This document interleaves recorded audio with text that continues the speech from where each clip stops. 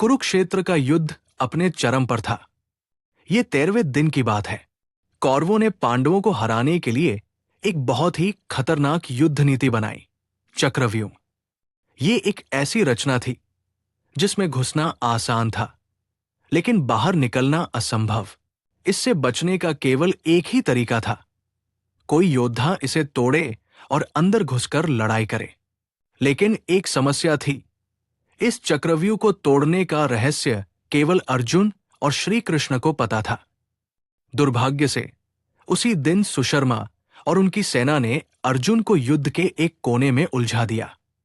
अब पांडवों के पास कोई ऐसा योद्धा नहीं था जो इस जाल को भेद सके। तभी एक युवा योद्धा आगे बढ़ा, अर्जुन का पुत्र अभिमन्यु। वो सिर्फ 16 साल का था, लेकिन उसके अंदर अर्जुन जैसा ही पराक्रम और श्री कृष्ण जैसा आत्मविश्वास था। उसने पांडवों से कहा, मैंने अपने पिता से सुना था कि चक्रव्यूह में कैसे प्रवेश किया जाता है, लेकिन बाहर निकलने का तरीका मुझे नहीं पता। फिर भी मैं पीछे नहीं हटूंगा। मैं अपने धर्म का पालन करूंगा और युद्ध करूंगा।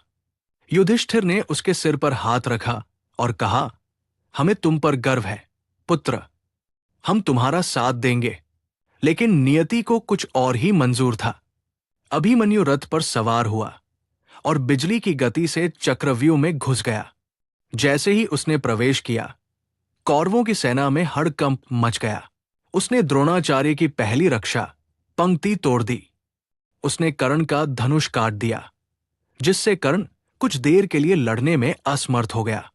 उसने दुर्योधन को बुरी तरह घायल कर दिया, जिससे कौरव सेना भयभीत हो गई। अभिमन्यु का पराक्रम देखकर कौरव चिंतित हो गए। अगर 16 साल का यह बालक इतना शक्तिशाली है, तो जब अर्जुन लौटेगा तब क्या होगा? अभिमन्यु एक के बाद एक योद्धाओं को परास्त कर रहा था।